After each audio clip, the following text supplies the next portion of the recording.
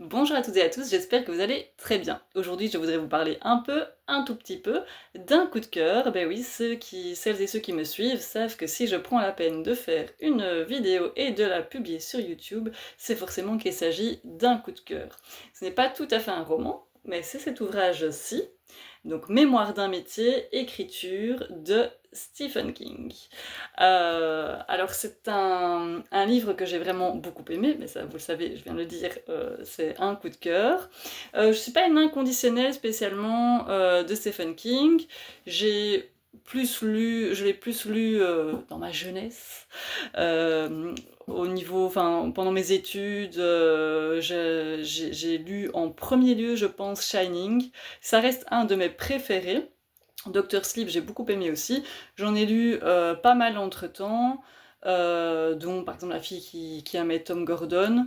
D'autres aussi dont les titres me reviennent pas maintenant parce que c'était il y a vraiment longtemps. Donc j'ai pas lu beaucoup cet auteur ces dernières années. Mais je dois dire que d'avoir lu celui-ci, ça me donne envie de me replonger vraiment dans l'univers de l'auteur. Ici, ce n'est pas un roman, donc c'est une espèce d'autobiographie. Ça prend... Enfin, il y a une partie qui concerne à la fois vraiment sa vie. La première partie, qu'il intitule CV, ça dresse vraiment son portrait, ou en tout cas, ça nous fait comprendre le contexte dans lequel il est venu au monde, donc son enfance, comment ça s'est passé pour lui. Donc là, c'est vraiment, oui, voilà, pour avoir le contexte, la vie, qui n'est pas forcément liée directement à l'écriture.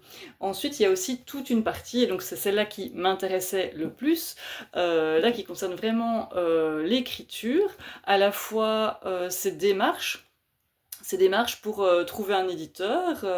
Ça n'a pas été facile non plus pour lui, bien lui, il était très précoce en fait, et donc déjà à l'école primaire, il envoyait déjà des manuscrits avec des nouvelles, et il avait un clou sur lequel il enfourchait, on va dire, les lettres de refus qu'il recevait.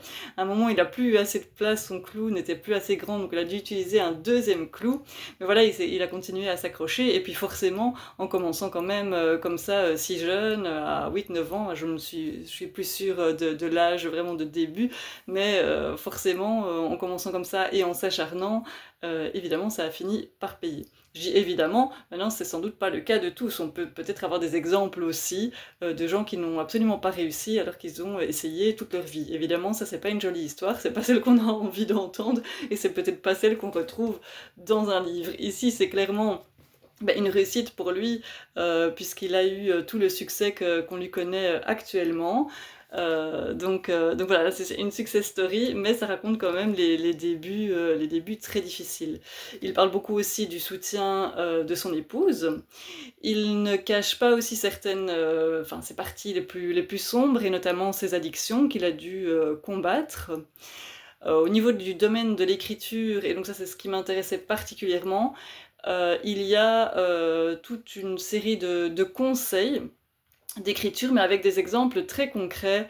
Moi, en tout cas, après avoir lu ça, il y a plusieurs conseils qu'on m'avait déjà donnés. Par exemple, la suppression des adverbes, et notamment des adverbes en ment. Oui, alors là, c'est bien parce que j'utilise une phrase en utilisant l'adverbe notamment. Mais bon, ça c'est à l'oral, donc l'avantage à l'écrit, c'est qu'on peut justement se relire, travailler et corriger. Et donc lui, il dit qu'il déteste vraiment ces adverbes-là, mais il dit pas juste qu'il faut les supprimer, il donne vraiment des exemples concrets de comment on peut faire pour ne pas les utiliser, et qui ne consiste pas juste à les remplacer par un autre mot. Parfois, ça va vraiment être euh, dresser tout un contexte. Enfin, quand j'ai tout un contexte, ça peut être en 2 ou 3 phrases, des phrases qui vont rendre cet adverbe en fait inutile. Ça, ce n'est qu'un exemple parmi d'autres. Évidemment, je vais pas vous dévoiler, tous ces trucs, hein, après tout, vous n'avez qu'à lire le livre aussi, mais c'est pour vous donner un exemple, du type de conseils qu'il y a, dedans, et il y a pas évidemment que, par rapport aux adverbes, il y a, tout un tas d'autres exemples. Il, confie aussi sa démarche vraiment d'écriture par rapport à son premier jet et puis la façon dont il va retravailler son premier jet pour avoir une deuxième version. Et moi, d'avoir lu ça, le week-end passé, beh, déjà cette semaine-ci, comme je suis en pleine phase de retravail sur, enfin d'un premier jet justement, même si j'ai déjà entamé cette phase, eh bien, ce matin, j'ai abordé les choses tout à fait différemment, maintenant que j'ai lu ceci, et donc j'ai déjà mis en application certaines choses que j'ai lues dans le livre, et tant que c'est frais dans mon esprit, je veux tout de suite le mettre, en application. J'ai aussi pris beaucoup de notes, parce que ce livre-ci, je l'ai emprunté à la bibliothèque, mais je pense bien que je vais l'acheter. J'ai vu d'ailleurs une super belle édition là en VO, en anglais chez Waterstones, qui est magnifique en plus, et je pense que là, ça vaut vraiment la peine de l'acheter, de l'avoir dans ma bibliothèque, parce que je crois que je vais régulièrement le relire, ou en tout cas le consulter. Pour moi, c'est un ouvrage de référence. Donc, gros coup de cœur de l'année. Il y a aussi une partie après qui ne concerne pas tout à fait l'écriture, mais en fait qui s'est produite pendant qu'il écrivait ce livre, parce qu'il a eu un accident qui a changé sa vie, qui l'a bouleversé, et donc il en parle puisque ça s'est passé en plein pendant l'écriture de ce livre ici.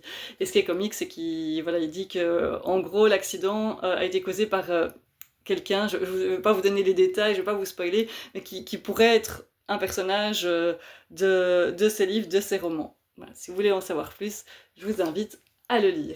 Maintenant, dites-moi, vous, si vous lisez Stephen King, si oui, justement, comme j'ai envie de m'y remettre, de me replonger dans son univers, donc en dehors de Shining et Doctor Sleep que j'ai déjà lu, quels sont les titres que vous me conseillez? Quels sont, selon vous, les meilleurs romans de Stephen King? Et est-ce que vous connaissiez cet ouvrage-ci? Est-ce que vous l'avez lu? Est-ce qu'il vous a plu? Dites-moi tout ça en commentaire. Puis je vous invite à liker cette vidéo et pourquoi pas à la partager. Peut-être que ça pourrait intéresser d'autres personnes, d'autres peut-être écrivains, qu'ils soient en herbe ou en fleurs ou fanés. Ça pourrait intéresser peut-être d'autres personnes, on ne sait jamais. Voilà, moi j'arrête de dire des bêtises, je vous fais des bises. Je vous dis à bientôt et je vous souhaite une bonne journée, une bonne soirée, une bonne nuit en fonction de quand vous regardez cette vidéo, et puis aussi peut-être de bonnes vacances. À plus!